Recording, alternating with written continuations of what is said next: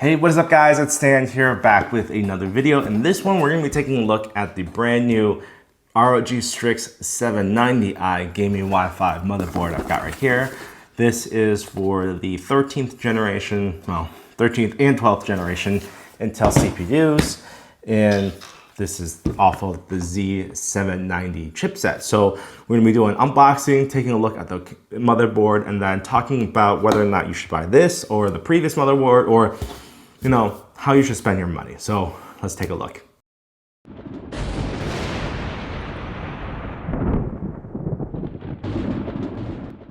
If you've unboxed a Asus motherboard in the last 5 years, you kind of know what to expect. This is no different. This is the Z790 Strix gaming Wi-Fi motherboard. It's a mini ITX board that's very similar to the 690 motherboard, with small little tweaks and changes. And we'll talk about what makes this one unique versus the other one, and why you should buy this one or why you should not care. So inside the box, you're greeted with a motherboard. And this mini ITX board is small. With all of these boxes, you can actually, or Asus boxes, you can actually take the whole thing out with the motherboard tray. And inside, you're greeted with the accessories. So you've got, let's see, a bunch of accessories. Oh, it's not even divided. You just got a bunch of accessories. So let's try to, that works. Let's just see what we got here. You got a little lanyard. You have the instruction manual for 790. And then with that, you should have a quick start guide and then a bunch of stickers. You know, you always get those RG stickers. So let's put that aside.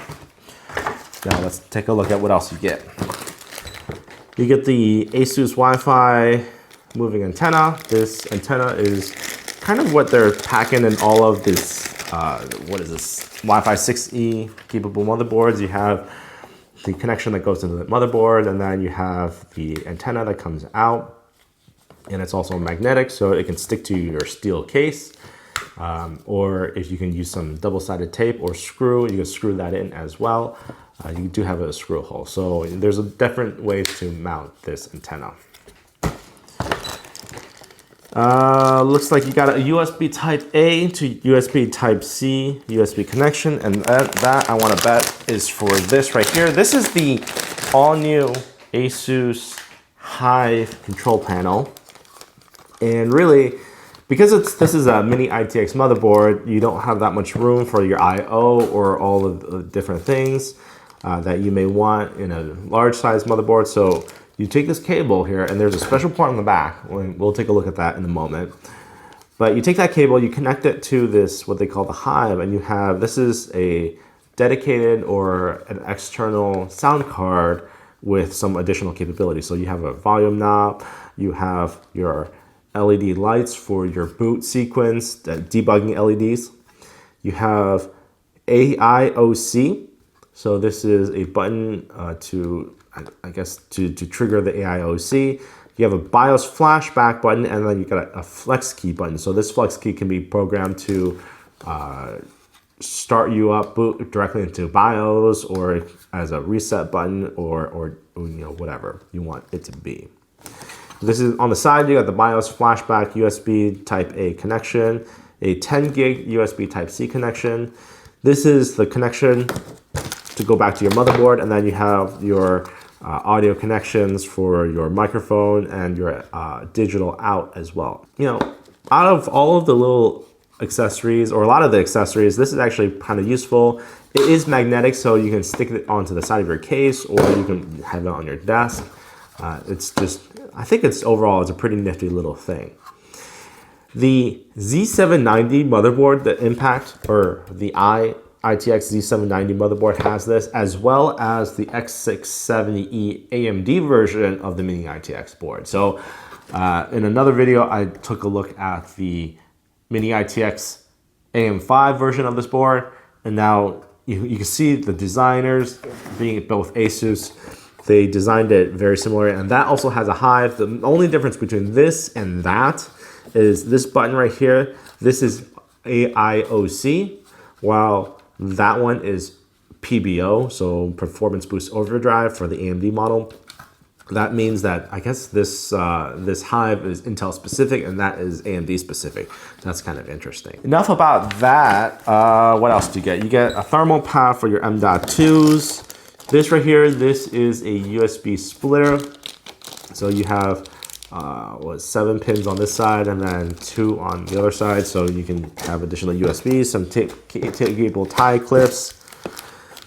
And then this is for your M.2, your open and close. And then this right here, this is the front panel connector that they connect.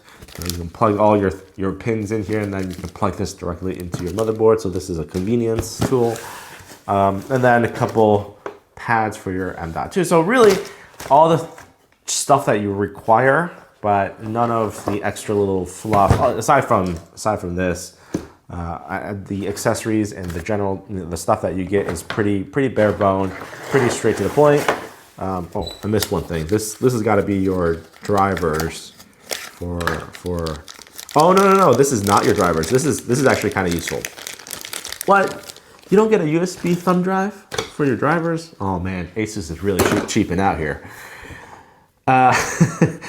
Joking aside here, this is the daughter board that comes with the Impact boards, or not the Impact, but the Mini ITX boards. The Strix-I for the AMD and for the Intel both have this. And in fact, both the 690 and 790 have this. This is a little daughter board that plugs in and via 2 USB Type-C connectors. Can it focus? Focus. There you go. 2 connectors, and the 2 connectors are right here. And you just slot this right in.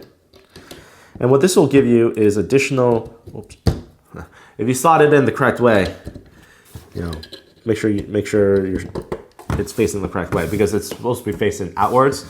What this will give you is 2 additional SATA ports, 2 USB Type A ports, and then your front panel connector. The rest of your front panel connectors are right here. I want to say on the AMD Strix board, you did have a 2-pin front panel connector here somewhere, and I'll have to double check the manual to see, but they had it here. So your power button, you can use the power button without this, but this gives you the reset button and the LEDs and whatnot. So this is the other things.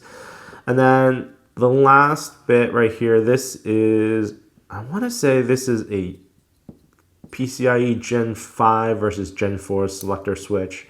Automatic versus manual. At least that's what it was on the AMD board. So I would imagine on the Intel board it's not too different. Anyway, let's take a look at the board itself. Mini ITX boards are so small, right? They every time I have it in my hand, it's like, man, this thing's tiny.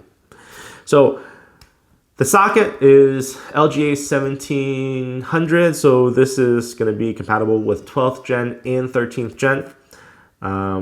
Really, you can slap in a 12900K or a 13900K and it should just work. That said, if you're going to be buying this board, you might as well get the 13th gen CPUs.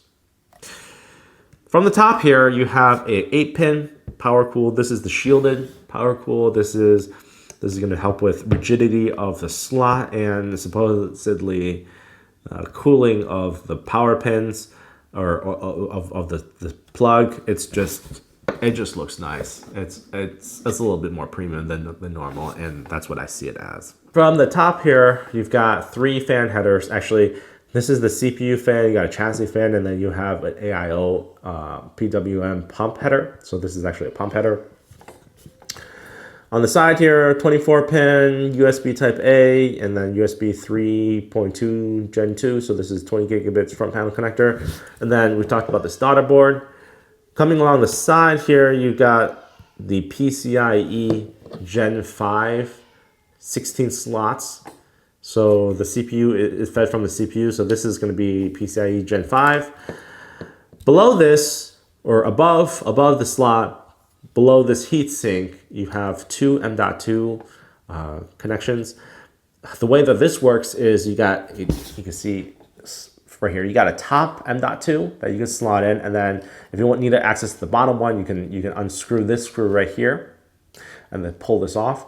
So you'll have access to the bottom M.2, and the bottom M.2, I want to say is PCIe Gen 4. The top one is PCIe Gen 5.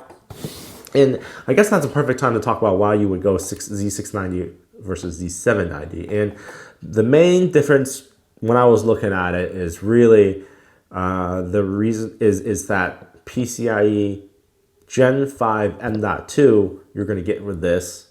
Z690 only has PCIe Gen 4 M.2s. Now, PCIe Gen 5 M.2s are a little bit of a future-proof.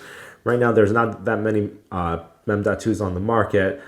The 990 Pro was originally rumored to be PCIe Gen 5, but that ended up being PCIe Gen 4. So even the new 990 Pros on PCIe Gen 4, so you're still going to get the most out of a Z690 motherboard using that M.2 stick. I guess what I'm saying is if you want to go with 690, you can probably get away with 690 and just BIOS flashback and support your 13900K. That said, 690 versus 790 impact, or not impact, but mini ITX boards are really similar in price. I think it's like a $50 difference. It's like $490, $469 versus like $400 or something like that. Math, $70 in price. So, hey, it's up to you, right? Now let's talk about the I/O that you get with this mini ITX board. And generally, this is actually pretty feature complete because you have everything you would need or you would possibly want, I think. You have the HDMI out from your iGPU. You have, these are two USB 2.0s for this is your keyboard mouse. And then you have two USB Type-C, USB 4 Type-C, Thunderbolt 4 connectors. So these are 40 gigabits per second. These are really nice connectors. So if you need to install a 10 gigabit Ethernet Thunderbolt connector, you can use one of these because the Ethernet is only topping out at 2.5 gigabits. It's good, but it's not 10 gigabits, so that's where the Thunderbolt connector would come in. You do have a USB 3.2 Gen 2, so 20 gigabit per second USB Type-C connector, and then a couple 10 gigabit USB Type A's, your Wi-Fi, and then these are two fans. So you have an active fan down here. You can see that. That fan is for cooling the chipset, and then, well, actually, no, I don't know. Well, mainly it's cooling for the M.2s because the M.2s are right here, and the fan's pulling air across. And then you have another fan blowing down. So you got your power delivery mainly here, and then you got a heat pipe going over here. And I want to say the chipset is right somewhere right here. So maybe the two fans are doing double duty on that chipset. So generally that's pretty much it for the board here. What to look out for in the upcoming build. So I'm reviving my Mercury S3 Case Labs case, mini ITX build. And this is going to be mainly a gaming build here with this 13900K. I'm going to be working on that. I've got my editing rig and editing and the workstation with the 7950X in the back over there working, rebuilding that. But then for my gaming PC here with the 13900K, this is going to be a work in progress as well. So I've got two computers that I'm working on right now, and both of which are going to take some time because parts and design and whatever, it just, these things never seem to finish. Anyway, if you want to see those videos, make sure to subscribe and keep an eye out for those, and I'll see you guys in the next one.